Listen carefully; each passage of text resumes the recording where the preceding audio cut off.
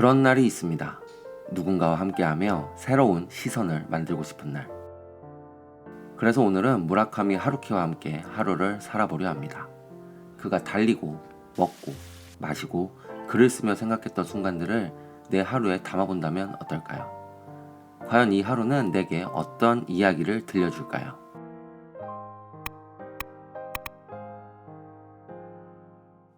아침 9시 20분. 얼마 전에 산 책 이렇게 작지만 확실한 행복을 읽는 것으로 하루를 시작합니다. 무라카미 하루키가 정말 애정하는 재즈 아티스트죠. 찰리 파커의 음악을 재생하고 따뜻한 캐모마일 한 잔을 준비하면 독서 준비 끝. 이 책은 1994년부터 1995년까지 무라카미 하루키가 잡지에 기고한 글을 모은 책입니다. 대화하듯 자연스럽고 편안한 문체 때문에 마치 하루키와 가벼운 담소를 나누는 듯한 느낌이 드는 책이었어요. 대부분 하루키의 미국 생활을 엿볼 수 있는 이야기들이었습니다. 중간중간 책의 내용과 제 생각을 정리해가며 읽긴 했는데요. 그냥 가볍게 쭉 읽어나가도 좋을 책이었습니다. 그의 부인인 무라카미 요코님이 찍은 사진, 그리고 일러스트레이터인 안자이 미즈마루님이 그린 그림이 책에 담겨 있는데 이것들을 보는 재미도 꽤나 솔솔했습니다. 미국 생활을 하셨거나 고양이를 좋아하는 분들, 클래식, 재즈 애호가 분들이라면 이 책을 정말 좋아하실 것 같습니다.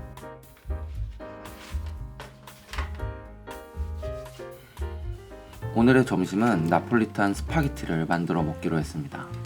무라카미 하루키의 소설 상실의 시대의 주인공 와타나베가 이 음식을 요리해서 먹는 장면이 떠올라서요. 저도 한번 따라해봤습니다. 조리법도 간단하고 재료도 케찹이랑 햄 그리고 소스 몇 가지 뿐이라 아주 쉽게 요리할 수 있었어요. 일본적인 느낌이 있는 서양 요리. 어쩌면 하루키는 두 문화의 틈바구니에 살아야 했던 그 시대 청춘을 나폴리탄 스파게티로 상징한 게 아니었을까요? 근데 내가 설탕을 좀 많이 넣은 것 같아요. 좀 달긴 해. 네, 여기는 율동공원이고요. 제가 러닝을 하러 왔습니다. 하루키도 운동을 하니까 저도 하루키처럼 러닝을 좀 해볼까 해서 이렇게 왔고요. 뛰는 데까지 한번 뛰어보도록 하겠습니다. 저는 하루키 에세이 중에 달리기를 말할 때 내가 하고 싶은 이야기를 정말 좋아합니다. 그 책 안에서 노력, 인내, 고독, 그리고 성취를 알게 됐다고 해도 거짓말이 아닐 거예요. 물론 러닝의 재미도 알게 됐고요. 이날은 너무 오랜만에 러닝이라 공원 2바퀴를 뛰는 것으로 만족해야 했습니다. 빨리 뛰지도 멀리 뛰지도 못했지만 지면을 내닿는 두 발과 폐 속으로 들어오는 차가운 공기의 질감이 주는 벅찬 느낌은 다음에는 더 빨리, 더 멀리 라는 목표를 세우게 하네요. 하루키만큼 달릴 순 없었지만 하루키처럼 달려본 시간이었습니다. 너무 힘들어. 샤워를 하고 다시 밖으로 나왔습니다. 집 근처에 한적하고 분위기 좋은 카페가 있는데 그곳에서 이전에 읽었었던 하루키의 단편집 반딧불이를 다시 읽어봤습니다. 이 단편집에서 가장 유명한 단편은 아마도 헛간을 태우다일 텐데요. 이창동 감독님의 버닝이라는 영화의 원작으로 많이 알려져 있죠. 주인공인 나, 결혼 피로연에서 우연히 만난 그녀, 그리고 그녀가 알제리 여행 중에 만난 남자친구, 이렇게 3명의 인물이 등장하는 이 소설은 특별한 장치나 기교 없이 대화만으로 소름 끼치는 서스펜스를 만들어냅니다. 특히 주인공 나의 생각을 돌파하는 남자의 한마디, 가끔씩 헛간을 태운답니다. 이 부분은 정말 소름이 돋더라고요. 여러 번 읽은 소설이지만 읽을 때마다 돌출되지 않는 긴장감, 이런 게 느껴지는 소설이었어요. 개인적으로 하루키가 쓰는 정통 스릴러는 어떤 책일지 정말 궁금하고 기대도 됩니다. 카페에서 나와 마트로 향했습니다. 오늘 저녁 메뉴는 일본식 카레와 맥주 한 병으로 정했습니다. 하루키는 카레를 정말 좋아해서 장거리 러닝을 마친 후에도 카레를 먹는다고 하더라고요. 물론 마라톤을 마친 뒤 시원한 맥주 한 잔을 마시는 건 역시 무척 좋아하는 분이죠. 오늘 아침에 읽었던 이렇게 작지만 확실한 행복에서는 사무엘 아담스와 하이네켄을 즐겨 마신다고 써있어서 특별히 하이네켄을 마셨습니다. 먹어보겠습니다. 골든 커리는 제가 태어나서 처음 먹어보는 카레였는데 생각보다 향신료 맛이 강하더라고요. 약간 쿰쿰하다고 해야 되나? 맵기는 가장 매운맛으로 샀는데 사실 그닥 맵지 않았습니다. 제 입맛에 딱 맞는 건 아니었지만 맥주가 있어서 그나마 맛있게 먹을 수 있었던 것 같습니다. 아마도 무라카미 하루키는 이것보단 고급스러운 카레를 먹지 않을까 하는 생각이 들더라고요. 그래도 간단한 저녁으로는 나쁘지 않은 한 끼였습니다. 오래되고 멋진 클래식 레코드. 클래식 애호가이자 음반 수집가로 유명한 무라카미 하루키가 자신의 취향을 반영해 추천한 클래식 앨범들이 소개되어 있는 책인데요. 이 중에 몇몇 곡을 들으며 늦은 오후를 즐겨봤습니다. 클래식 감상에 와인이 빠질 수가 없죠. 칠레를 대표하는 가성비 와인 카시에로 델 디아블로를 클래식 음악과 함께 곁들여 봤습니다. 몇 년 전에 이마트에서 산 전자동 와인 오프너인데요. 낭만은 좀 없지만 정말 편리합니다.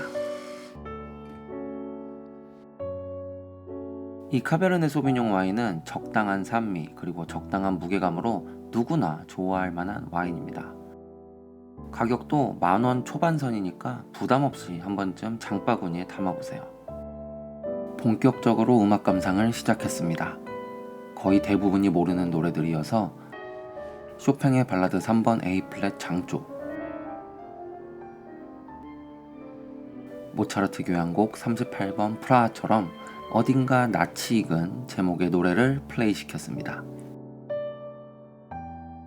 독서나 음악 감상은 우리에게 쉼터가 되어준다는 점에서는 같지만 그 방식은 조금 다른 것 같아요. 독서가 침묵 속에서 들리는 작가의 목소리를 찾아가는 일이라면 음악 감상은 흐르는 선율 속에 내 모든 감각을 던져야 하는 일이죠. 오늘 이 순간 10,000원짜리 와인 한 모금과 푹신한 소파의 포근함 덕분에 처음 듣는 이 클래식 음악에 기꺼이 몸을 맡길 수 있었고 아늑한 휴식을 즐길 수 있었습니다. 하루키와 함께하는 하루, 이 특별한 날의 마지막을 장식할 책은 무라카미 하루키 잡문집입니다. 이 책은 그냥 1979년부터 2010년까지 미발표 에세이 그리고 미수록 단편소설 그런 다양한 하루키가 쓴 모든 글들을 모아놓은 책이거든요. 이거 제가 작년에 알라딘에 갔다가 우연히 발견해서 샀는데 책도 너무 귀엽고 이쁘고 그리고 두께도 조금 두껍지만 하루키의 독특한 글들을 볼 수 있을 것 같아서 낼름 구매해온 책입니다. 하루키는 자기 전에 책을 읽으며 레몬즙을 탄 위스키를 한 잔 마신다고 해요. 그러면 잠자리에 들었을 때 금세 잠에 빠질 수 있는 상태가 된다고 하더라고요. 그래서 저도 집에 있는 에반 윌리엄스를 한 잔 마시며 책을 읽기로 했습니다. 책은 1시간 정도 읽었습니다. 가장 첫 번째 챕터에는 무라카미 하루키가 다른 작가들의 책에 써준 서문들이 모여 있었는데요. 저는 그 중에 가장 첫 번째 있었던 글이 참 좋았습니다. 자기란 무엇인가란 제목의 이 글은 작가 오바자키 씨가 그의 저서 나라는 미궁을 발표할 때 뭐라도 써달라는 요청을 해서 쓴 글이라고 하는데요. 이 글에는 무라카미 하루키가 생각하는 작가에 대한 정의와 글로 자기를 정의하는 방식 등에 대하여 진솔하면서도 철학적인 생각을 털어놓고 있었어요. 그 중에서도 특히 굴튀김 이론이 되게 인상적이었는데요. 자기 자신을 글로 표현해야 할 때 자기 자신이 좋아하는 것, 무라카미 하루키는 굴튀김을 예로 들었습니다. 그것에 대해 끝까지 파고들어 글을 쓰다 보면 결국 자기 자신에 대해 쓴 글이 된다, 이런 이론이었어요. 좀 말도 안 되는 얘기 같지만 책의 마지막에 실제로 무라카미 하루키가 굴튀김 이야기라는 글을 써서 실었는데 그걸 읽으면 그가 어떤 의미로 이런 방법을 이야기했는가 이게 좀 감이 오더라고요. 아직 초반 60페이지밖에 읽지 못한 책이지만 이어지는 다른 글들이 너무너무 궁금해지는, 계속해서 빨리 책을 읽고 싶어지는 그런 책이었습니다. 무라카미 하루키는 이렇게 말했습니다. 삶이란 곧 서서히 완성되어가는 한 편의 소설과 같다. 오늘 하루 저는 무라카미 하루키를 제 소설 한 페이지에 담은 기분이 듭니다. 정말 작은 조각이지만 이런 사소한 일상이 언젠가 커다란 영감의 기초가 될 거라 믿습니다. 여기까지 저와 함께 해주신 모든 분들의 하루도 그 자체로 하나의 멋진 소설처럼 빛나길. 함께 해주셔서 정말 감사합니다.